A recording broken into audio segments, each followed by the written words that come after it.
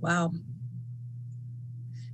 It is really interesting to realize, the enormity of what has been done to us, and it's been our whole entire life.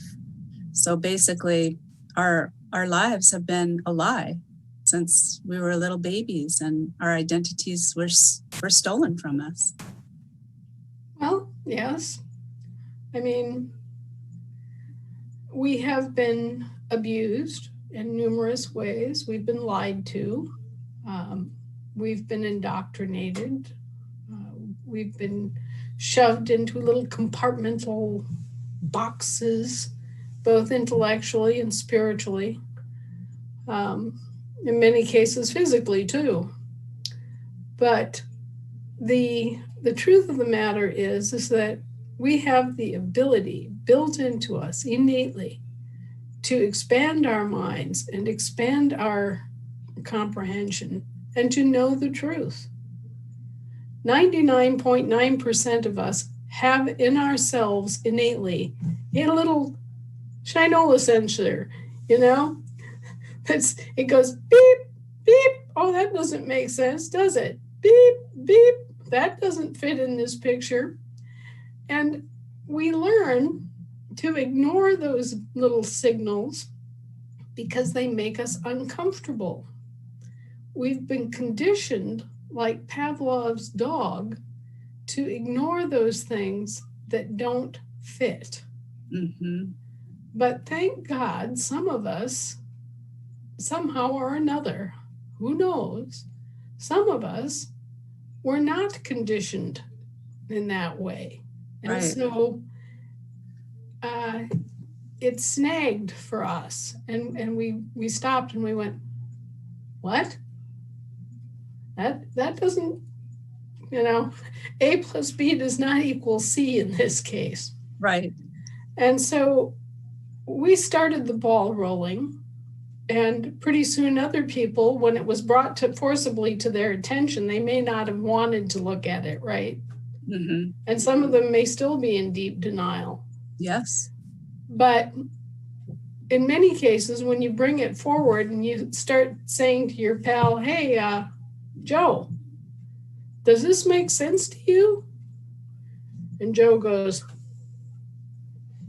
no, it doesn't.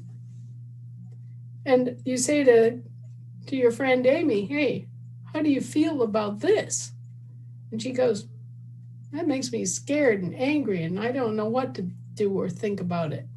And then you stop and you start kind of pulling on those threads and talking to her about, okay, why doesn't this make sense? And you have this discussion. And that's really good with young people.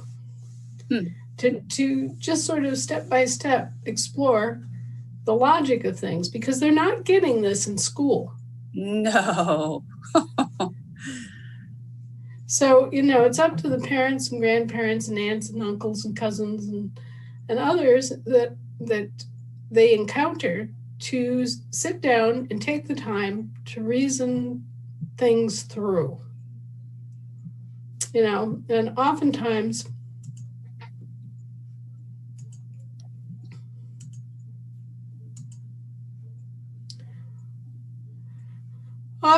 I find that the time that we spend with the young people yields a lot of dividends because their minds are still plastic. Mm-hmm. They're still able to take in new information at a glance. And they don't have 40 years of indoctrination and assumption and acceptance of omissions. Mm-hmm. Yeah. So I like spending time with the young people. Mm-hmm. And I like kind of leading them through the maze so that they get it.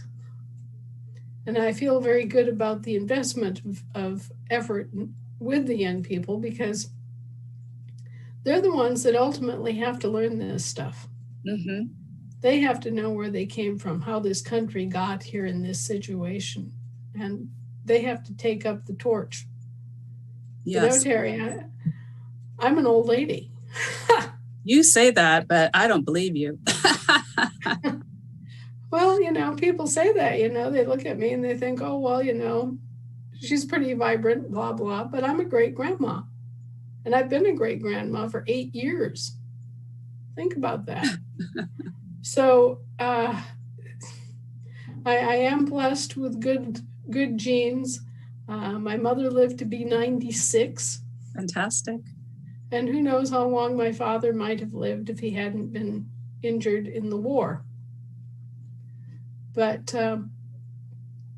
anyway, so sure, I'm healthy, I'm doing well, but I'm old. you know? You're only as old as you feel, Anna. Yeah, right. I have to say that the young people are the most enslaved generation of any of us, because this has been a progression. And every time the criminals, wind themselves up, they steal more and they take more. And they have managed to really, really, really enslave the young people. And so I do hope that they are going to be waking up in droves here. Our assembly is seeing a magnificent influx of young people, and they are amazing. We are just so blessed. Yeah, we've got great people here too, and all over America, we've got wonderful people. And if you guys, all of you listening, if you hadn't stepped up, if you hadn't felt that little Shinola sensor go off, and if you hadn't realized that it was important, if you guys hadn't all stepped forward and done this, we wouldn't be where we are. We wouldn't have the outreach. We wouldn't have the information that we've got.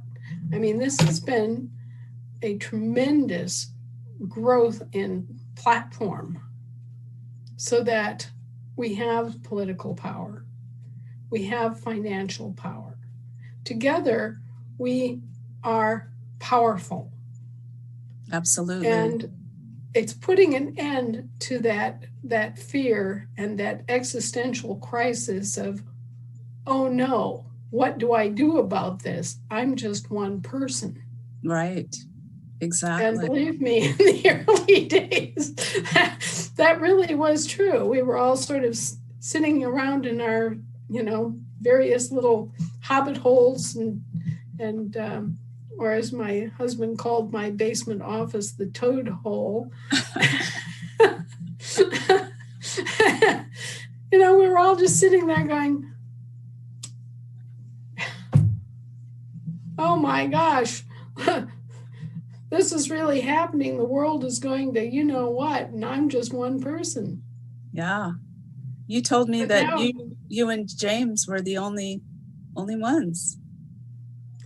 Well, I can't say that we were the only ones that were aware that there were things going on that were wrong or that didn't make sense or anything like that, because people have been aware of this since the Civil War. There were people even then that knew that there were things that were not right. Links to Anna's articles and resources can be found in the video description box. Thank you for subscribing, liking and sharing.